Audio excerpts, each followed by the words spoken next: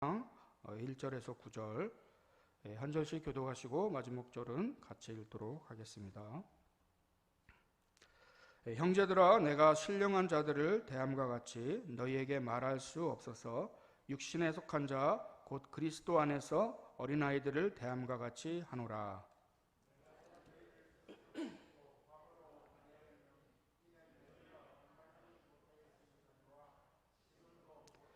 너희는 아직도 육신에 속한 자로다. 너희 가운데에 시기와 분쟁이 있으니 어찌 육신에 속하여 사람을 따라 행함이 아니리요.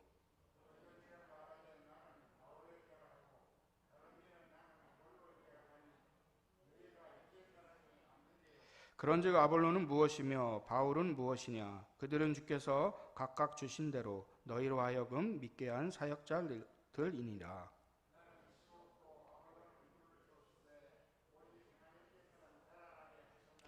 그런즉 심는 이나 물 주는 이는 아무것도 아니로되 오직 자라게 하시는 이는 하나님뿐이니라.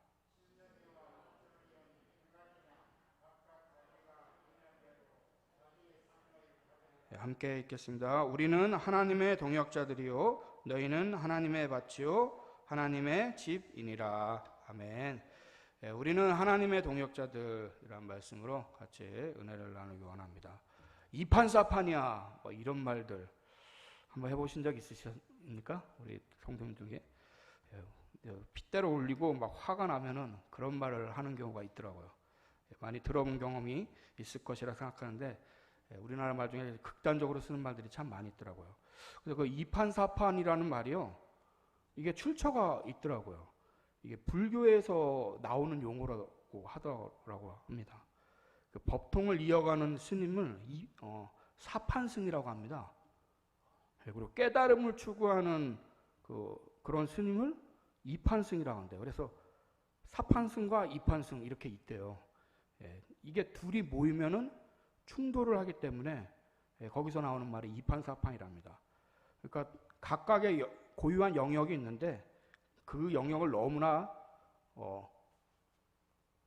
주장하고 나가면은 결국 부딪혀서 충돌을 일으키는데 어떤 극단으로 갈 때 이런 말을 하게 되는 것이죠.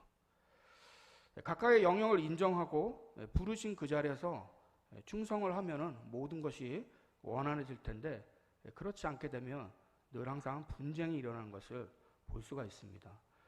오늘 고린도 교회의 여러 많은 문제들에 대해서 바울 사도가 이제 말씀을 지금 하고 있는데 오늘 말씀을 보니까 이 두 가지의 큰 문제점을 좀 이야기하고 있습니다. 첫째는 고린도 교회 성도들 중에 아직도 육신에 속한 자들이 많다는 것입니다. 즉 어린아이와 같다는 것이죠. 또 하나는 이 육신에 속한 자들이 시기와 분쟁으로 인해서 파벌이 좀 나눠져 그런 모습을 지금 지적하고 있습니다. 오늘 본문 1절에 보니까 육신에 속한 자들, 형제들아 내가 신령한 자들을 대함과 같이 너희에게 말할 수 없어서 육신에 속한 자, 곧 그리스도 안에서 어린아이들을 대함과 같이 하노라. 이렇게 말씀을 하고 있습니다.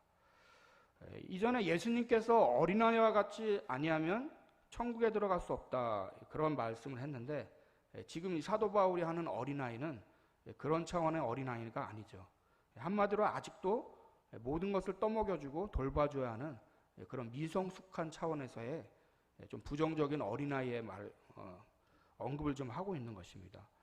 제가 전에 이제 말씀에서 육에 속한 사람 이거에 대한 말씀을 좀 했는데요. 오늘 본문에는 보면은 육신에 속한 사람 이렇게 나와 있습니다.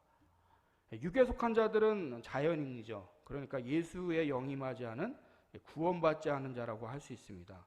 그런데 오늘 본문에 나오는 육신에 속한 자는 헬라어 말 보니까 이게 다르더라고요. 사르키코스라고 그렇게 표현을 하고 있습니다.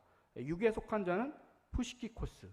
그러니까 말이 다르죠. 그러니까 우리말은 육에 속한 사람이나 육신에 속한 사람이나 뭐 그게 그 말 아닌가 했는데 분명히 말씀에는 뜻이 좀 다르게 표현이 되고 있습니다. 성도 여러분, 성경이 어떤 사람이 더 많이 읽혀지겠습니까? 예수를 믿는 사람이겠습니까? 믿지 않는 사람이겠습니까? 당연히 믿는 사람이 더 이 성경 말씀을 많이 읽죠.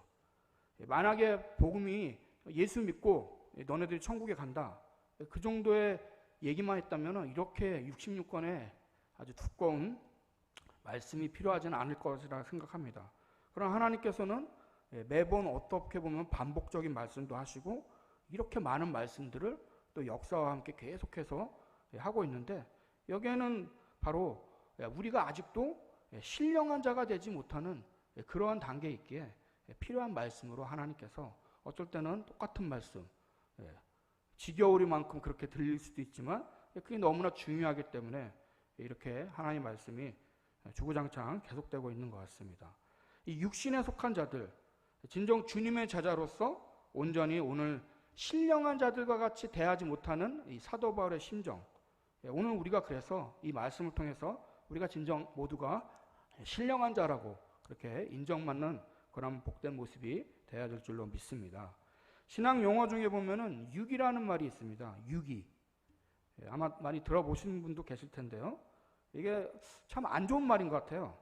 그러나 이것도 진리이기 때문에 분명히 우리에게도 도전을 주는 그러한 말씀이라고 생각합니다. 말 그대로 하나님이 어느 순간 선을 넘으면 내버려 둔다는 거죠. 그리고 어느 순간 그것에 대한 대가를 치르게 하실 때가 오는데, 부모님이 자녀들 교육할 때 그럴 때가 있지 않습니까? 그냥 내버려 둘 때가 있고 어느 순간 그 선이 넘어가면 벨른다고 하죠. 하나님이 각각의 심령들을, 주님의 자녀들을 다루실 때에 이렇게 다루실 때가 있다는 것입니다.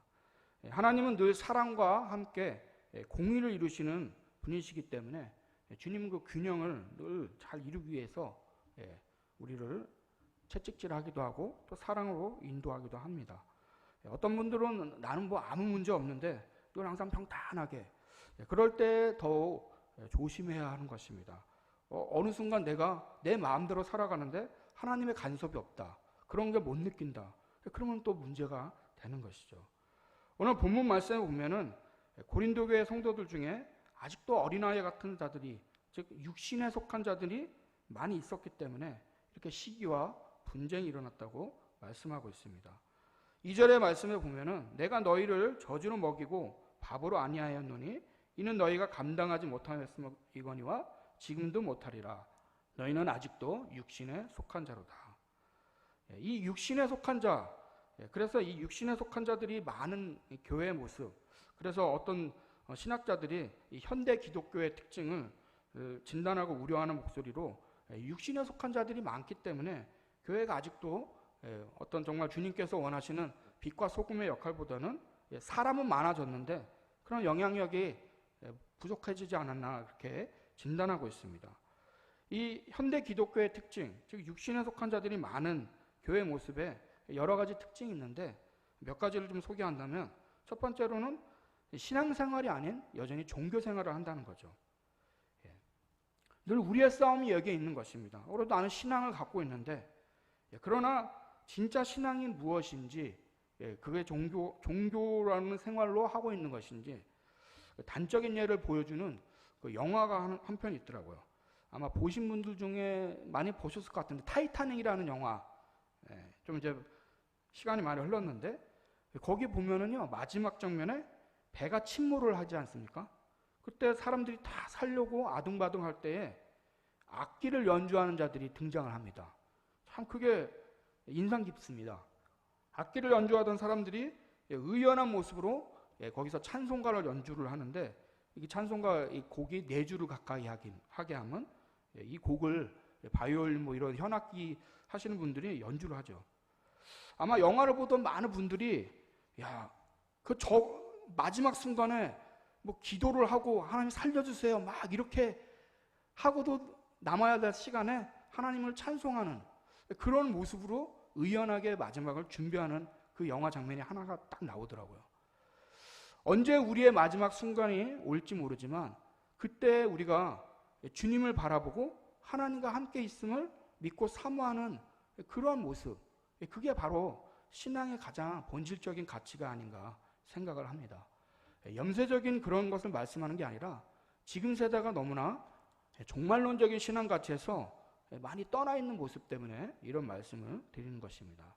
아마 잘못된 이단자들의 사상들 때문에 오히려 그 반감에 있어서 그런데, 사실은 우리의 늘 삶은 오늘이 우리의 마지막 날인 종말론적인 생각을 갖고 나가야 하는 것이 하나님께서 우리에게 가르쳐 주시는 말씀이죠. 일반 세상 영화지만 참 메시지가 있었던 것으로 기억합니다. 우리가 쉽게 그런 말을 듣지 않습니까? 오늘 주님 오시면, 오늘 내가 죽으면 주님 앞에 부끄럽지 않은 모습으로 설 수 있는지, 정말 그것은 실존적인 그런 신앙의 모습이라고 생각을 합니다. 그저 교회로 왔다 갔다 하는 모습, 목사의 설교를 통하면 좀 나도 이렇게 동의하면서 아멘을 하지만 진정 내 안에서 내가 오늘 주님이 부르시면 나는 정말 부끄럽지 않은 모습으로 내가 하나님을 만날 수 있을까? 이건 사뭇 다른 이야기라고 생각할 수가 있는 것입니다. 또한 윤리와 도덕의 수준에 맞추어져 현대 기독교인들, 육신에 속한 사람들이 참 그렇게 신앙생활, 종교생활을 한다는 거죠.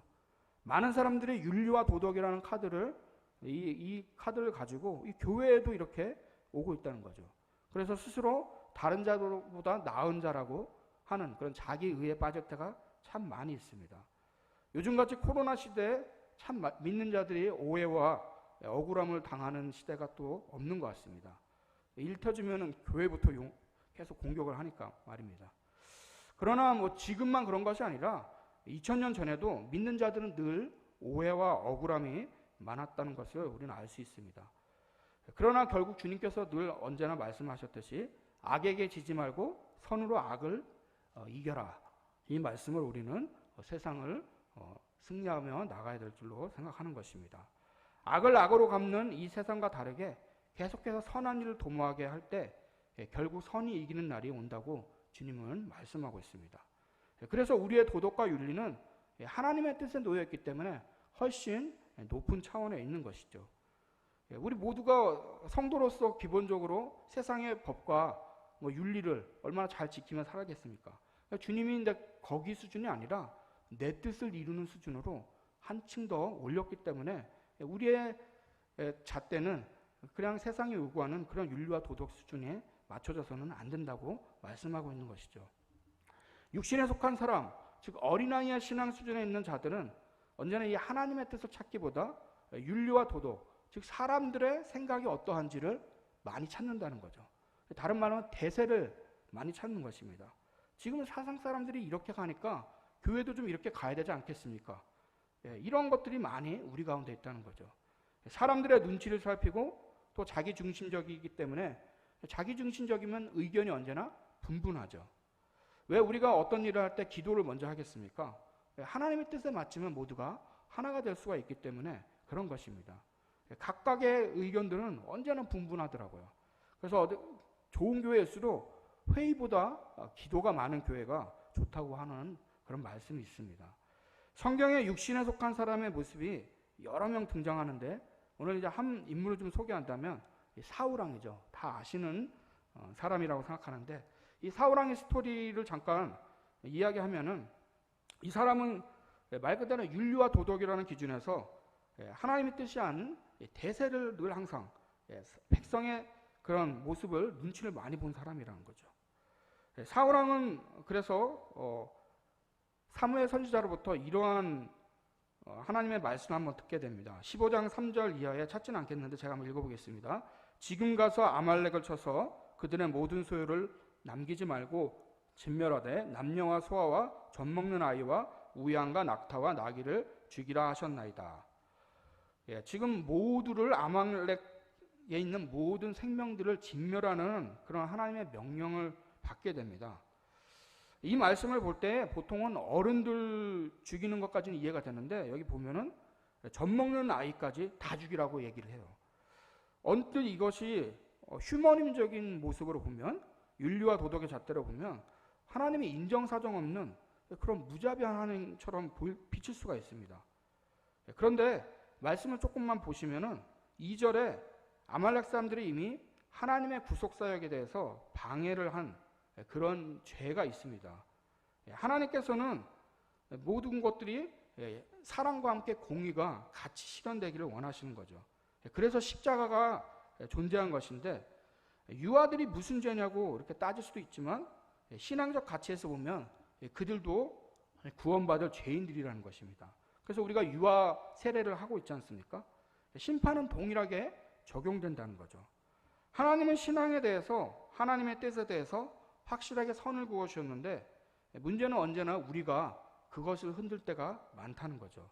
대세를 생각할 때가 많고 윤리와 도덕으로 갈 때가 많다는 겁니다. 사울왕이 그런 사람이었다는 것입니다.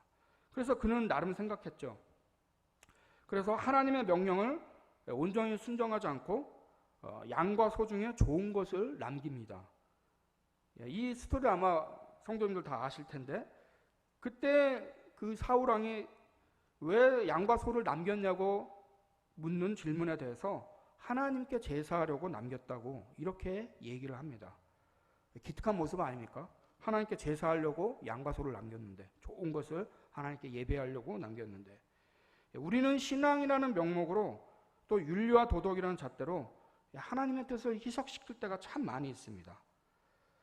사울왕은 15절에서 이렇게 변명을 하는데요. 사울이 이르되 그것은 무리가 아말렉 사람에게서 끌어온 것인데 백성이 당신의 하나님 여호와께 제사하려 하여 왕들과 소들 중에서 가장 좋은 것을 남기며 그 외의 것은 우리가 진멸하였나이다 하는지라. 하나님께서 만약에 내가 제사를 받아야겠다 했다고 한다면 아마 양과 소들 중에 좋은 것은 남겨둬라 이렇게 아마 말씀했을 것입니다. 그러나 주님은 분명히 다 죽이라, 다 진멸해라, 이것이 주님의 뜻이었다는 거죠. 이미 사울왕은 백성의 눈치를 보고 있었다는 것을 알 수가 있습니다. 대세가 그렇다는 것이죠. 또 그것을 엎을 특별한 이유가 없었기 때문에 하나님께 제사 드리겠다고 이렇게 어떤 자기만의 가치를 가지고 나아갔지만 결국 이것이 그 유명한 말씀이 나오지 않습니까? 순종이 제사보다 낫다는. 하나님은 제사보다 내 뜻을 원하는 것이 더 낫다는 것을 거기서 말씀을 하고 있습니다. 사랑하는 성도 여러분, 우리 가운데 육신에 속한 사람들, 내가 육신에 속한 자일까? 나의 기준이 여전히 윤리와 도덕과 대세와 사람의 눈치를 많이 보고 있다면 아직 갈 길이 멀다는 것을 우리는 깨달아야 할 줄로 생각하는 것입니다. 우리 주변에는 말 보기가 좀 힘든데요. 말 중에 명마가 많이 나는 말이 아라비아 말이라고 합니다.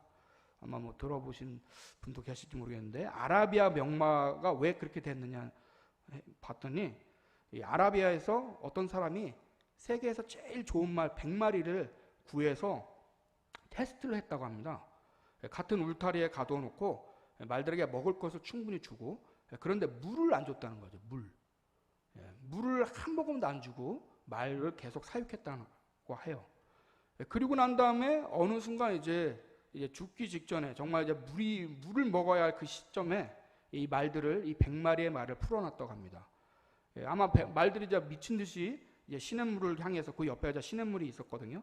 그 시냇물을 향해서 이제 미친 듯이 말들이 갔는데, 그때 이 주인이 풀피리를 불었다고 합니다. 이 풀피리 소리를 듣고서 96마리는 그 물 마시기 위해서 정신없이 달려갔는데 4마리가 풀피리 소리를 듣고 딱 멈췄다고 해요. 바로 이 4마리가 아라비아 말의 조상이 되었다고 합니다. 주인의 뜻을 알아듣는 말이야말로 명마죠.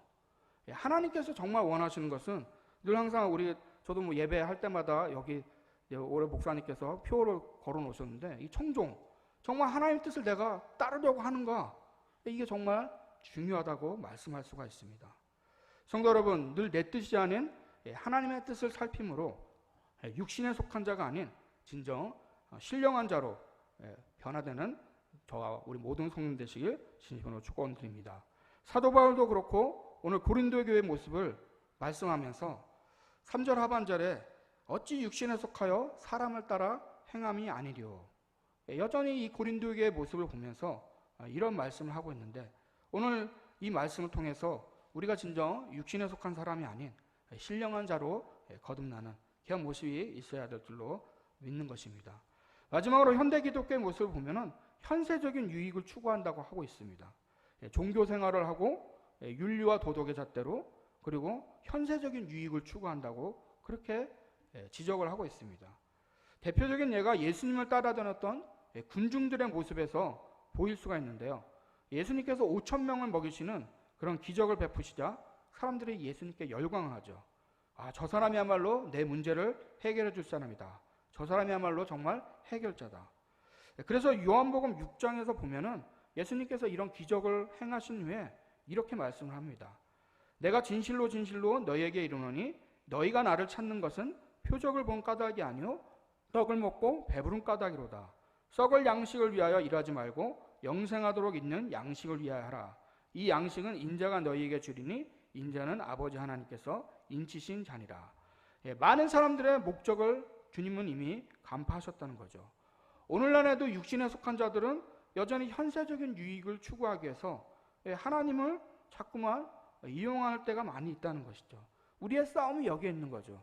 그렇지 않은 것처럼 하는데 우리의 어디서 드러날 수 있냐면 우리의 기도의 내용을 보면 그런 것을 많이 알 수가 있는 것이죠. 요한복음 그래서 6장 29절에 보면 하나님께서 보내신 일을 믿는 것이 하나님의 일이라 이렇게 말씀하면서 또 그 표적 광야 생활 때 이스라엘 백성들에게 내려주신 만나 이렇게 말씀하고 있습니다. 결국 이 말씀들이 무엇입니까? 너네들이 하는 것이 아니라 내가 중심이라고 말씀을 하고 있는 것입니다.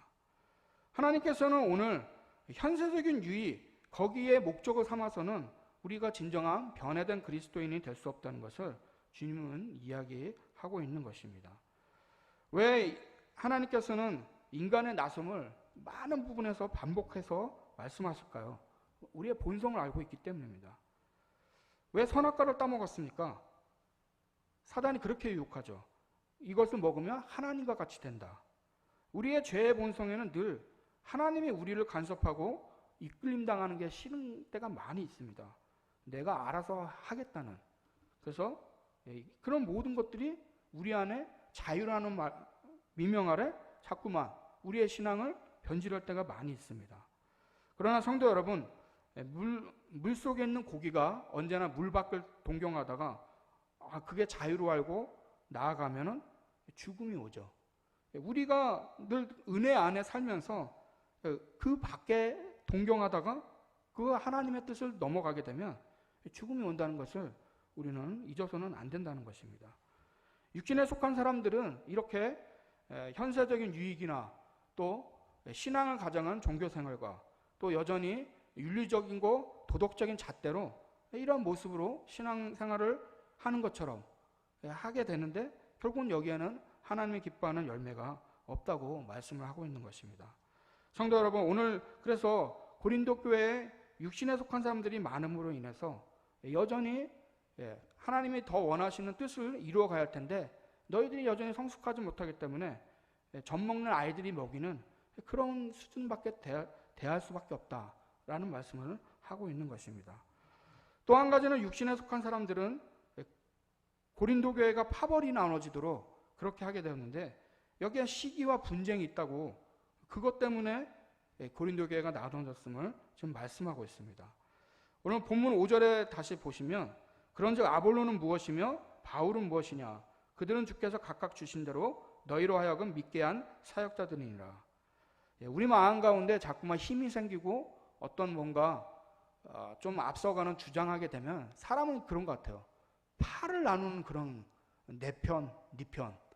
그래서 자꾸 정직에서 우리가 남이가 뭐 이런 말을 쓰는데 하나님의 교회 안에는 그런 게 없어야 되죠. 어린아이들 모습이 꼭 이런 모습입니다. 통합된 눈이 없는 것이죠. 전체를 보지 못합니다. 한쪽으로 몰리는 겁니다. 시야가 부족하죠. 그래서 어린아이들이 교통사고를 많이 당하게 되는데 앞만 보고 뛰거든요. 그래서 어른들이 늘 좌우를 살피라고 그렇게 말하지 않습니까? 교회에 얼마나 많은 사역자들이 있습니까? 그 모든 자들이 하나님의 귀한 역할들을 감당하고 그것을 통해서 하나님의 귀한 교회들을 세워가는 것이 주님의 뜻인데 오늘 육신에 속한 자들은 그것을 파벌을 나눠서 어느 게 더 귀한 것처럼 그렇게 가져간 것이 참 문제인 것이죠. 그래서 고린도 4장 2절에 보면은 맡은 자들에게 구할 것은 충성이다 이런 말씀을 하지 않습니까? 사람들이 자꾸만 파벌을 나누고 또 그 힘을 가지고 상대를 헐뜯는 결국은 예수 그리스도가 교회의 몸이라고 했는데 예수님의 몸을 상처내는 일밖에 더 하겠습니까? 우리는 그렇기 때문에 이 말씀을 잘 기억하며 또 깨달아야 한다고 생각하는 것입니다. 우리의 몸의 우열을 따져서 열등한 것은 필요 없다. 그러면 어떻게 되겠습니까? 결국 생명에 지장이 생기는 것이죠. 나는 심었고 아볼로는 물을 주었고, 그래서 바울이 심었으니까 물 주는 일보다 더 귀하고 가치 있는 일을 지금 하고 있다고 그렇게 말씀하는 겁니까? 아니면 나보다는 물 주는 사람이 더 가치 있는 일을 하고 있다, 그렇게 사도 바울이 인정하는 것입니까? 8절에 보면은 심는 이와 물 주는 이는 한 가지다, 이렇게 말씀하고 있죠. 이것을 하든 저것을 하든 다 모든 것이 하나님의 영광을 위해서 하기 때문에 그 어떤 것도 열등하고 또 우위가 있을 수 없다는 것을 말씀을 하고 있는 것입니다. 성도 여러분, 누구나 예외 없이 주님 안에서 우리 모두가 귀하고 소중한 사역자들이며 하나님의 나라를 이루는 동역자들임을 믿으시기 바랍니다. 어떤 분들은 나는 교회에서 하는 역할들이 없는데, 왜 없습니까? 예배에 자리 참여하는 것, 그것조차도 귀한 일인 줄 여러분 믿으시기 바랍니다. 그 어떤 한 영혼도 소중하지 않은 영혼들이 없다고 주님이 말씀하고 있습니다. 모두가 하나님의 교회를 위해서 너희가 바치고 너희가 집이다, 이렇게 말씀을 하고 있죠. 결국은 하나님이 가꿔야 할 모든 대상들이기 때문에 우위를 따질 수가 없는 것입니다. 오직 심고 물 주는 것 말고 자라게 하는 그것이 하나님의 일이기에 그것이 가장 귀한 일로 지금 소개되고 있는 것이죠. 우리가 다 사역자들로 그렇게 충성을 다하면 하나님께서 그것을 통해서 귀한 열매를 맺게 하시고 자라게 하신다고 말씀하고 있는 것입니다. 에베소서 4장 13절에 보시면 다 아시는 말씀 같은데요. 우리가 다 하나님의 아들을 믿는 것과 아는 일에 하나가 되어 온전한 사람을 이루어 그리스도의 장성한 분량이 충만한 데까지 이르리니 이는 우리가 이제부터 어린아이가 되지 아니하여 사람의 속임수와 간사한 유혹에 빠져 온갖 교훈의 풍조에 밀려 요동하지 않게 하려 함이라. 여기 말씀처럼 하나님께서 원하시는 뜻은 너희들이 어린아이가 되어서는 안 된다고 얘기합니다. 계속해서 자라가기 위해서 주님 안에 있어야 함을 얘기하고 있는 것입니다. 이것이 주님께서 우리를 향하신 뜻인 줄로 여러분 믿으시기 바랍니다. 육신에 속한 사람으로 내 유익을 구하기 위한 목적으로 종교생활과 내 중심의 잣대로 판단하고 싶은 그런 유혹에서 벗어나서 하나님이 원하시는 그런 온전한 삶이 되도록 우리는 날마다 십자가를 붙들고 나가야 될 줄로 믿습니다. 하나님께서 이런 자들과 함께 주님의 나라를 이루어 가시길 원하시는 것입니다. 오늘 말씀의 제목처럼 우리가 모두가 동역자들, 동역자들은 말을 보통 목사들, 교육자들만 쓸 때 많은데 그렇지 않죠. 우리 모든 성도들이 하나님의 동역자들이라는 의식을 잊어서는 안 된다는 것입니다. 뭐 더 우위가 있고 아래가 있는 것이 아니라 하나님께서 원하시는 그 역할들이 분명히 있기에 우리 모두가 소중한 존재임을 여러분 믿으시기 바랍니다. 인생에 늘 기회가 언제나 있는 게 아닌 것 같더라고요. 저도 뭐 많이 살진 않았지만 주변에서 보시면 그런 얘기는 정말 하지 않았으면 좋겠습니다. 우리 성도님들은 그때 그걸 할 걸. 기회가 왔을 때 어느 순간에는 그것을 하고 싶어도 자리에 누워버리면 못하더라고요. 하나님께서 지금 이렇게 건강을 주시고 이렇게 하나님의 예배 처소에 있는 이것이 정말 귀한 은혜이죠. 우리에게 건강을 주시고 이 시간들, 하나님께서 부르신 이 귀한 시간들을 헛되이 보내지 마시고 우리가 모두가 하나님 나라의 동역자로서 정말 십자가의 은혜로 우리가 함께 나아갈 때 하나님의 영광을 돌리는 모두가 될 줄로 믿는 것입니다.